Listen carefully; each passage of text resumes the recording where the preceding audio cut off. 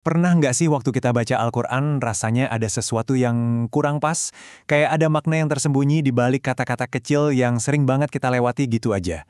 Nah, hari ini kita bakal bongkar kekuatan tersembunyi dari kata-kata kecil itu. Ini adalah kunci yang bakal membuka pemahaman kita lebih dalam lagi. Yuk kita mulai. Pasti pernah kan ya, kita lagi baca ayat, paham kata-kata utamanya, tapi ada satu kata kecil yang bikin gambaran besarnya jadi agak kabur. Tenang aja, Anda nggak sendirian kok. Dan kabar baiknya, kata-kata ini sebetulnya bukan penghalang, tapi justru penunjuk jalan. Coba deh bayangin kata-kata ini sebagai GPS-nya Al-Quran. Mereka itu pemandu kita, bukan cuma ngasih tahu di mana sesuatu berada, dari mana asalnya, atau kemana tujuannya, tapi juga nunjukin gimana semua itu saling terhubung. Kalau kita bisa kuasai ini, cara kita membaca Al-Quran bakal berubah total selamanya. Oke, kita mulai dari yang paling dasar dulu ya. Ada 4 preposisi yang paling sering muncul. Anggap aja, mereka ini pilar-pilar yang membangun struktur makna di setiap ayat. Jadi, paham 4 kata ini adalah langkah pertama yang paling penting. Yang pertama adalah fi, dibacanya fi. Ini kata yang paling umum untuk bilang di dalam. Gampangnya, bayangin aja air di dalam gelas atau kita lagi ada di dalam ruangan. Kata ini nunjukin adanya sebuah wadah, bisa wadah fisik, bisa juga wadah yang sifatnya non-fisik atau konseptual. Nah, disinilah letak keindahannya. Jalan Allah itu kan bukan wadah fisik kayak kotak ya kan. Ini adalah sebuah konsep, sebuah perjuangan. Jadi kata fi di sini nunjukin kalau kita itu berada di dalam sebuah proses, di dalam sebuah komitmen. Ini bukan cuma soal lokasi, tapi soal partisipasi. Dalam banget kan bahasa Al-Quran itu. Selanjutnya kita punya ala. Dibacanya ala.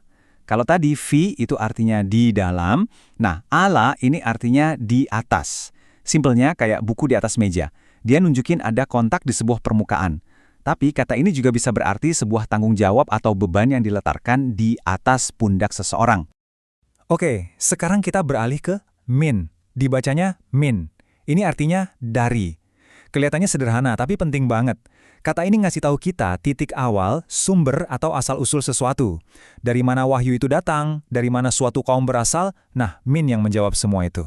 Contoh yang ini benar-benar nunjukin kekuatannya. Waktu Al-Quran bilang sesuatu itu min indillah, itu adalah penegasan mutlak kalau sumbernya ilahi. Titik asalnya itu dari Allah, bukan dari mana-mana lagi. Satu kata kecil tapi makna teologisnya luar biasa besar. Yang terakhir dari 4 pilar kita adalah ila, dibacanya ila. Jadi kalau min tadi adalah titik awal, maka ila ini adalah tujuannya, destinasinya. Kata ini menunjukkan adanya gerakan, sebuah perjalanan menuju suatu titik akhir. Coba perhatiin deh, Al-Quran itu nggak cuma ngasih tahu kita kalau ada jalan yang lurus, tapi secara aktif membimbing kita menuju jalan itu dengan kata ila. Jadi ini bukan pernyataan yang pasif, tapi sebuah ajakan untuk bergerak, sebuah undangan buat kita memulai perjalanan menuju petunjuk. Oke, 4 pilar dasar tadi udah kita pegang ya. Sekarang yuk kita tambahin detail ke peta pemahaman kita. Kita bakal lihat beberapa kata keterangan lain yang bantu kita menentukan posisi dengan lebih presisi, biar setiap adegan dalam Al-Quran itu gambarnya jadi makin jelas. Nah, yang ini pasangannya jelas banget dan gampang diingat. Ada fauqa, fauqa untuk atas, dan ada tahta, tahta untuk bawah. Paling gampang ngapalinnya ya sebagai dua kutub yang berlawanan, atas dan bawah. Simple. Coba lihat penggunaan kata fauqa di sini. Ini bukan sekedar atas secara fisik, kayak langit di atas bumi. Maknanya jauh lebih dalam dari itu. Ini tentang kekuasaan, otoritas, dan kendali di atas yang lain. Ini bukti kalau kata-kata posisi ini juga bisa punya makna metaforis yang kuat banget. Pasangan berikutnya adalah depan dan belakang. Untuk belakang, kita punya kata khalfa, khalfa. Nah, untuk depan, ada frasa yang unik nih, yaitu baina yadai, baina yadai. Kalau diartikan kata per kata, artinya di antara kedua tangan. Tapi secara kiasan, maknanya adalah tepat di depan atau di hadapan. Wah, ayat ini contoh yang keren banget. Ayat ini pakai kedua kata tadi dalam satu talikan napas untuk menggambarkan ilmu Allah yang meliputi segalanya. Apa yang ada di depan kita, masa depan kita yang kelihatan, dan apa yang ada di belakang kita, masa lalu kita yang tersembunyi. Indah banget kan? Oke, teorinya udah dapat. Sekarang waktunya kita asah kemampuan. Kita nggak cuma jadi pendengar pasif dong. Yuk, kita tes pemahaman kita dengan tantangan kecil. Siap? Coba perhatikan baik-baik ayat yang ada di layar. Ini ayat yang barusan kita bahas loh. Coba deh ambil waktu sejenak, fokuskan mata Anda. Kira-kira mana ya kata yang artinya di belakang? Yup, tepat sekali. Jawabannya adalah khalfahum. Kelihatan kan? Ada akar kata khalfa di dalamnya.